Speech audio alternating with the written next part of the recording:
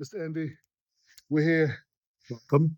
May we indeed ask you to present yourself in a few words, should you feel comfortable doing so, as we continue on this conversation? I'm DJ Andy. I'm at BBE. This is where I work during the week. I'm also a DJ on the scene. Thankfully not full time. And I like it that way. We'll walk away from things. We'll dig into that in a second. How many years have you been in the industry? Born into the industry, actually. Parents were musicians and singers. I was DJing from 13, 14 years old. Beautiful. I won't say how old I am, but let's just say that I've got grandchildren. Well, you could be 35 and have grandchildren nowadays. Very true. So you born and bred in the music industry. Indeed. Fantastic. DJ, dancer, compiler, all those things. White boy talking. Hey, we are sweet. We are sweet. We are sweet. Well, we were talking earlier about this whole Afro house thing, right? And we were talking about how in Berlin it was making its waves through the likes of Henry Schwartz, Dixon, Ame, of course. And I felt like I felt compelled to ask you if we could do this video, because I feel like your input into this is interesting, because it's not that you're typically from the Afro house sound, but by way of music being what it is, music, you are also somebody who can speak with authority because of your knowledge of the sound. So, what would you say right now, as we had a conversation, but people who are watching us didn't have the conversation. What would you say right now is the issue when it comes to the confusion a lot of the youth, and not just the youth, but a lot of people are having about the sound, according to you? There's two things that you have to look at. One is what sells in terms of marketing, and one is what the actual music is. There's a claim at the moment that a lot of things that are being spoken of as Afro House is supposed to be Afro House. 90% of it isn't.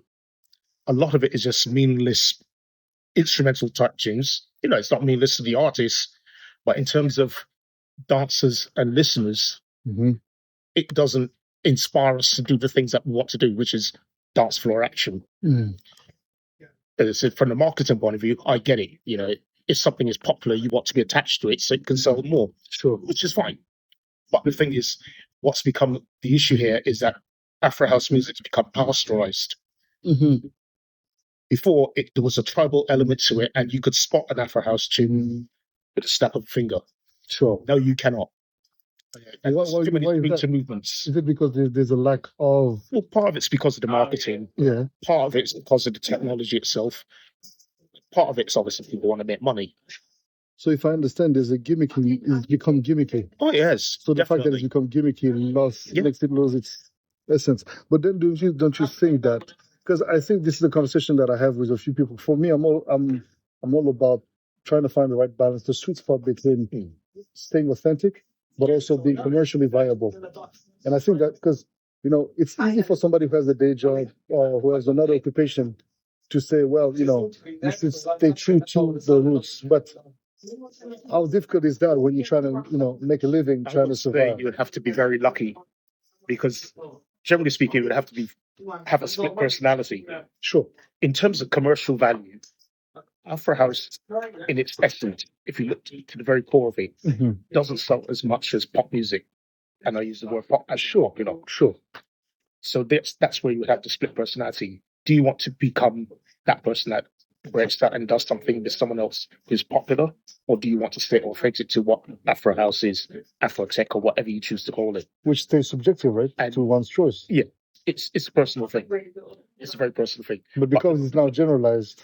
But the problem that you've got is that the bigger radio stations do not want to go where the authenticity is. Never will, huh? Never will. That's one of the reasons why you have pop channels. Which I guess is okay, because you have to cater to different tastes, but it's just that it's about making money. Yeah. Get it.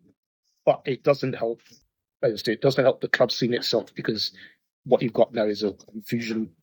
Too many splinters. Sure. You've got Afro House, you've got Afro Tech, Afro Melodic, you've got electronic, you've got literally electronic dance pretending to be Afro House. You've just got so many different genres within genres, even within genres. Yeah. And the thing is, crazy. most of those things cannot be played on one floor. As from a dancing point of view, if you're a DJ and you're playing in the club, if you take Afro tech, you try to play that into electronic dance, Reno, it won't work. Yet they're still trying to claim that all these things are Afro house. They're not. And you only have, if I was to name a couple of places where you could actually go and listen to music, and you listen and you look at their charts and what they claim is Afro house, within 10 records, you'd express a lot of things like these 10 records don't even sound the same in any way, shape, or form. So they're not sound the same. And I get that, nothing's supposed to sound the same, nothing's supposed to be, a one genre. Obviously, But dance music is supposed to make people dance. That's the first. That's the biggest clue in it. But then, would you say that it's a question also maybe of I'm going to bring in the generational conversation here, because maybe you come from an era where the music had its very own identity, and you could clearly identify the energy and the spirituality within it. Then the problem. See, the scene basically got changed in the late 1980s when it became all about single genres. Prior to that, you heard all forms of music in one room, and I mean literally all of them. You could go into any dance club in especially in London. You could hear jazz, soul, funk, boogie, reggae. You could hear Wham, even Barry Manilow, Bee Gees, all of them in the same room. Because as far as the DJs were concerned, dance music was dance music. They didn't care where it came from. Sure. But what did happen over the years is that some bright spark decided, you know what, we want different rooms for our different genres. Straight away there was a problem, because now you take away the essence of how clubbers interact with each other. So now you've got the reggae boys in their reggae room, you've got the jazz boys in their jazz room, you've got the house people in their house room. They never mix. Okay. They don't learn about each other. They don't even know each other. And it's taken till 2000 and I think it was about 2012, 13, when certain genres of people started turning up in house rooms. It's like, where they all come from. And then you realize they got bored. Classic example, Soulful House. Soulful House was literally house music with soul. It's in the statement. Absolutely. You listen to most of it now, it's just vocal tune on top of vocal, top of a dance tune. This whole thing with Soulful House was it's a vocal tune on top of a dance tune. Most of it is boring. That's just a personal point of view. So others, they might say, oh yes, it's interesting. It's okay. In the same way that they've done the same thing with Gospel House. Gospel House used to have rhythm. Most of it now is just stamping.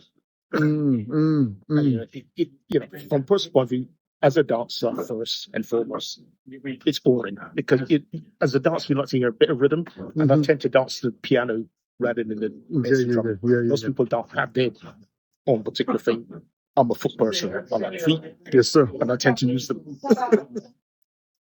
There's another legend here, Mr. Murphy, Jazzman Supreme. The Jazzman Supreme himself, indeed. We're doing a little video. It's my show, and so I'm interviewing, some of the legends of the game, and we're having conversations about the music industry. Legendary. So, this is the introducing the youth and the new generation, and also the not so new generation, to just faces that they may not know of. You know what I mean? Literally, this is the man that started off my career at Jaffers as a jazz dancer. Tell us about it. Jaffers, well, in a nutshell, the best jazz dancers up until 1979 in London. After that, across the UK, because that's when the Northern boys started coming in. But prior to that, it was a Southern thing. 2013. Yeah, 2012, 2013.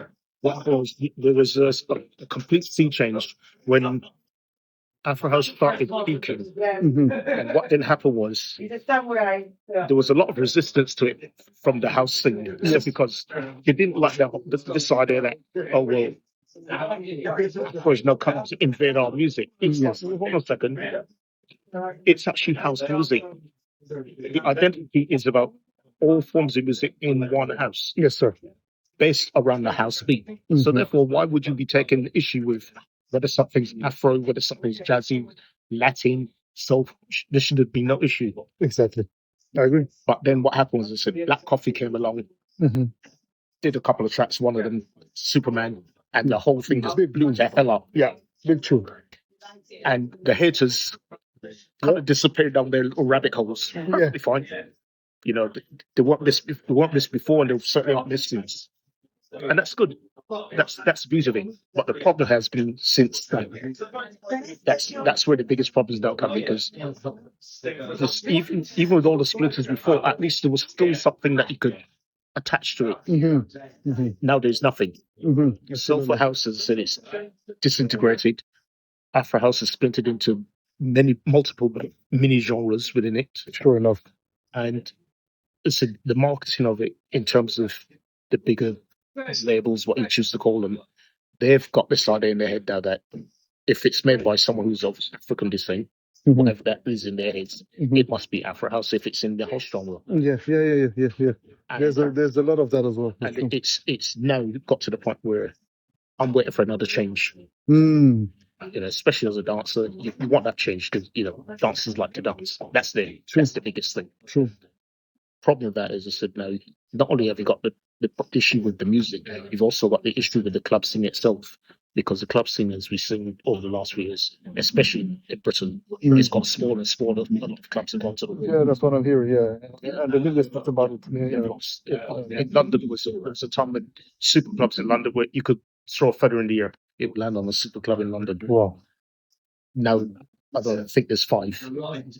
And even of those 5 or so that I'm thinking of, most of them are even called super clubs. And at least 3 of them, I would generally tend to go into them anyway. So because they are, because it's not music, it's more about the numbers and whatever else. Listen, I'm homogenized.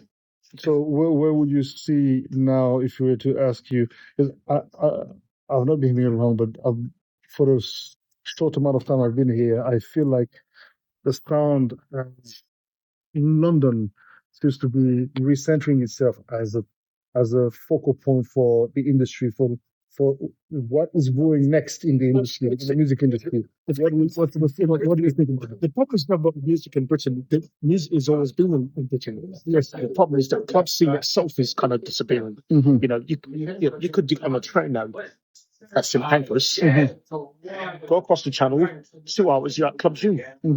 True. And you get everything that you want in Paris. Yeah. And the tragedy of that is that thing that's going on in Paris right now is what should have been here. Yeah. It was, and for some reason, you could take the choices of whatever reasons they are. They've all disappeared. You go to Berlin.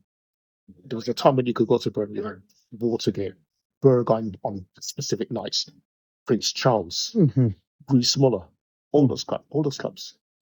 They were dropping tunes of Afro descent, for want of a better phrase, and they were killing it, literally killing it. But I said, those days are more or less numbered now, because they recently we just lost Watergate. Yeah. Just a few weeks ago, I think it was.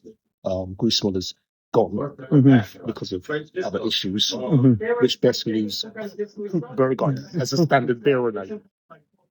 It's not as though you're going to go to Trésor and expect to hear Afro House. It's not going to happen. So would you say it's a global trend now that clubs are closing down, and the way we consume music and dance on music is different? I think you'll find it's different reasons. Over here, it's more about consumers simply in the sense that a lot of property developers are coming and taking over. In Berlin, it's more about the building from west to east, because obviously they had the whole East Germany thing being collaborated with West Germany to call it Germany. So what's happening is they're building outwards from Berlin eastward, and everything that they've built over has obviously covered a lot of those clubs. Sure. Berghain luckily is one of the few that's actually left for now, because that's the old East Berlin. That's not west. Yeah. So that thing is Watergate and all those, they're actually in it. They've been taken over. It's just how it is. Build, they've got to do that. Obviously, it's taken over on that front. But musically, the music is still there. It's just that you have to fight harder to hear it. I see. Yeah, I'm hearing it's now. It's everybody in London. It's like there's a bunch of little niche. Little communities, and if you it's about boutique clubs now. Boutique, yeah. Yes, boutique clubs. say that working at DB, but this is one of the standard bearers of what is possibly going to be the future. Well, I agree. What BB is doing is actually what setting the new trend for something. You've had a few that have gone along the same sort of lines. You've had Lavarno did it as well for little while. But this is probably the standout one of the trend towards clubs within London right now. Because it's slightly bigger than most other record stores. So you can actually walk in you for free. You can hear all manner of DJs. Yeah, it's the best massive DJ. Yeah, best on the planet. Yeah, pretty much. Say that humbly, considering here DJs getting paid hundreds of thousands of dollars for a gig, and they're not even of the same class as some of the DJs we see here. Yep. That people have the luxury to come and see for free. Yeah, which is unheard of. But then that's the thing, right? This is another question. Then how is that business model sustainable for a DJ who's trying to make a living? Because then it's like if everything turns into that, then how do DJs survive? It's going to be mighty hard. But it was always going to be that anyway, because of the way how the club scene is going. Once you realize that the clubs that were there to disappear, it was only a matter of time before money's, for as they started disappearing as well. I can see a time when a lot of DJs that were making a living just off the, working in clubs, playing their music. I can see a time when they're not going to get as much money as they used to. Anyway, I'm not sure whether that's a good thing or a bad thing. I think everyone deserves to make a living from their entertainment, especially their entertaining the public. Sure. But there was a point that had been reached where DJs were getting obscene amounts of money for doing things that in some cases they weren't really that adept at. Mm-hmm. And the DJs that should have been getting it weren't. And it wasn't just in terms of like the technical skills and the knowledge skills. There's also a gender issue as well. A lot of women weren't that great DJs, got lost in the maelstrom. Never got invited to play at gigs. It's only a recent thing. Yeah, which I think is a great thing to see. A lot more women, good ones. Because there's a ton of people at Marcy Copper. Yeah, man. Business. Yeah. Couldn't get a damn gig. And from the new generation as well, we have like a bunch of great, amazing ladies that are doing their thing. Another one. Yeah. You have also from the much newer generation of DJs, you have like the Kinsey people like that. You have Lida as well. We have Sanda. You have a couple of great women who are doing great things in the music. I think it was, and I never get the legend, but that she's always been doing a thing.